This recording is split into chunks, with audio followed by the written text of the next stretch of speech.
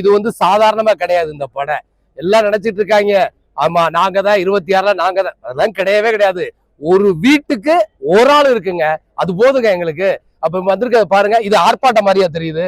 நீங்க பாத்துருப்பீங்க, இது மாநாடுங்க, அது ஆர்ப்பாட்டமே கிடையாது. ஆனா இதை பார்த்து இந்த அரசாங்கம் வந்து கண்டிப்பாக எங்க மேல அது மிரண்டு போய் தான் இருக்கு. அது எங்களுக்கு தெரியும்.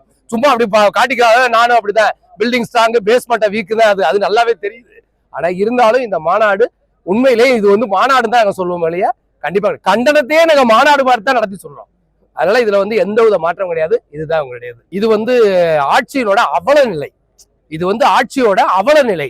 காவல்துறை வச்சிருக்கிறது யாரு? முதலமைச்சர். முதலமைச்சருக்கு உள்ள ஒரு துறையே வந்து இவ்வளவு கேவலமா இருக்குன்னா என்ன காரணம்? கையாலாகாத ஒரு பொம்மை முதல்வர். இதுதான் உண்மை. கையாலாகாத ஒரு பொம்மை முதல்வர் இருக்கிறாரு. அதனாலதான் இந்த கேவலமான நடக்குது. தெரியுதா? சாதாரணமா டம்மியா இருந்த எடப்பாடி கூட அருமையா பண்ணாரு, உண்மையில சொல்லி. ஆனா இவர் டம்மி முதல்வர் தான்.